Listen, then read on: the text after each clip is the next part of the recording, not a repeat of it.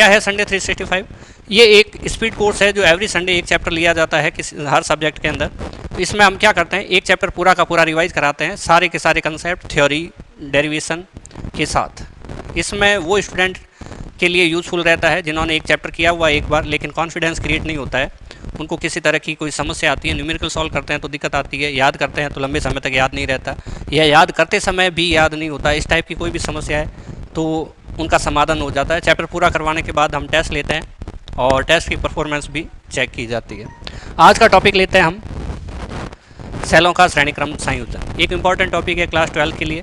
देखते हैं इसमें क्या चीज़ है। सबसे पहली बात तो श्रेणीक्रम संयोजन क्या होता है सेलों का। सेल जो होता है वो पॉजिटिव और नेगेटिव टर्मिनल से मिलकर बना होता है। तो सभी सेलों के नेगेटिव टर्मिनल आगे दूसरे सेल जो जुड़ा हुआ है उसके पॉजिटिव टर्मिनल से जुड़ा हुआ होगा, और सबसे पहला जो सेल रहेगा उसका पॉजिटिव टर्मिनल और सबसे आखिरी जो सेल रहेगा उसका नेगेटिव टर्मिनल, और ये जो रहेंगे वो एक किसी बाह्य प्रतिरोध से जुड़े रहेंगे।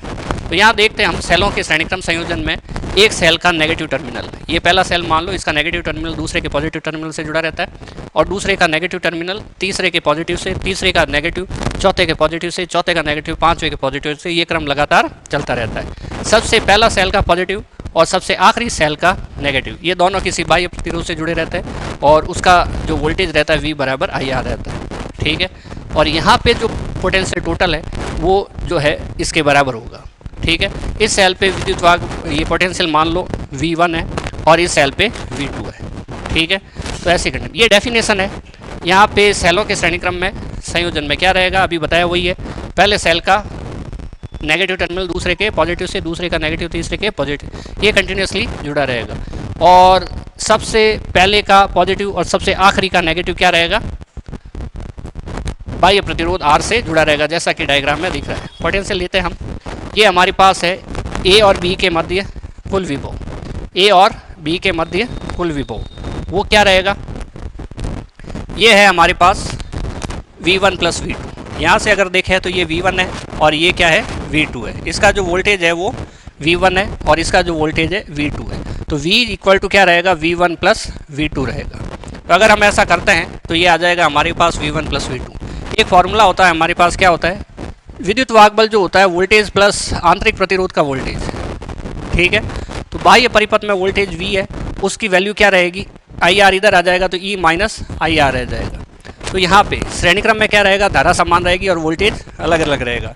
तार एक ही है तो इन दोनों में धारा का मान, करंट का मान समान रहेगा। तो ये इस टाइप से अभी हम क्या काम करते हैं कि अभी हम काम करते हैं V1 प्लस V2। ये जो वोल्टेज रहेगा नीचे V, ये किसके बराबर रहेगा, इसके V1 प्लस V2 के बराबर रहेगा। अब V1 प्लस V2, V का जो फॉर्मूला होता है E माइनस IR, ठीक है। I1 R1 लिख सकते हैं, लेकिन हम क्या काम करते हैं, I1 नहीं लिखते क्योंकि दोनों सेलों में धारा बिल्कुल समान रहेगी, इसलिए I1 I2 नहीं लिखते, E1 प्लस E2 लिखते हैं। हम इस I1 R1 और I2 R2 को इधर ले लेते हैं और यहाँ पे I कॉमन ले लेते हैं, ठीक है। I1 बराबर I2 बराबर I है, I कॉमन ले लिया, बचेगा R, R1 R2, E1 plus E2। अगर I की वैल्यू निकालेंगे तो ये टर्म नीचे चली जाएगी, I बराबर E1 plus E2 upon R plus R1 plus R2। तो I इज इक्वल टू ये ऊपर वाला जितना भी है, सपोज यहाँ पे N सेल जुड़े हुए हैं, N सेल जुड़े हुए तो हम क्या करेंगे, E1 plus E2 plus E3 plus E4 up to En तक, और यहाँ पे N सेल है तो उनके प्रतिरोध भी N होंगे, तो R1 plus R2 plus R3 up to Rn तक। ये सारे अगर इक्वल है, ये इसको हम क्या कहेंगे, इक्विवेलेंट EMF, और नीचे क्या कहेंगे, इक्विवेलेंट रेजिस्टेंस। इसको हम कहेंगे तुल्य विद्युत वाहक बल, और नीचे इसको R को कहेंगे तुल्य आंतरिक प्रतिरोध, ठीक है। तो ये काम कर दिया, यहाँ लिख भी दिया है तुल्य विद्युत वाहक बल और तुल्य आंतरिक प्रतिरोध। अब ये सोचो कि श्रेणीक्रम में N सेल जुड़े हो, दो ही नहीं हो, जैसा हमने इस डायग्राम में दो लिए, यहाँ पे दो नहीं, बहुत सारे सेल जुड़े हो, तो हम क्या करेंगे, यहाँ पे बहुत सारे सेल जुड़े हो तो E नहीं लिख के हम क्या लिखेंगे, E1 plus E2 plus E3 plus E4 up to En, और नीचे लिखेंगे capital R plus R1 plus R2 plus R3 plus up to Rn। अगर ये सारे समान हो, एक जैसे हो, यानी कि E1 बराबर E2 बराबर E3 हो अप टू En हो, तो हम क्या काम करेंगे कि यहाँ पे सबको जोड़ लेंगे। 2 बार E जोड़ेंगे तो 2E, 3 बार जोड़ेंगे तो 3E, 5 बार जोड़ेंगे तो 5E, और N बार जोड़ेंगे तो NE, और नीचे इसी तरह से N बार R जोड़ा तो NR हो गया। फाइनल फार्मूला बन गया हमारे पास I equals to NE upon capital R plus small n R।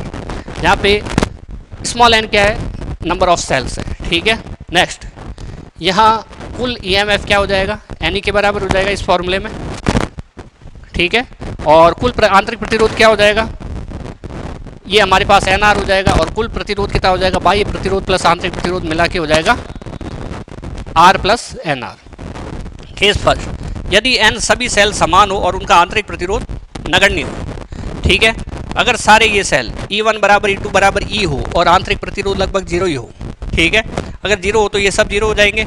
ऐसी कंडीशन में ऊपर तो आ जाएगा हमारे पास एन ई, ऊपर आ जाएगा हमारे पास एन ई, नीचे आ जाएगा आर प्लस आंतरिक प्रतिरोध को जीरो मानना है, बाह्य प्रतिरोध को नहीं मानना है, इसलिए हम यहाँ आर लिखेंगे, एन ई अपॉन आर। ये एक विशेष कंडीशन है।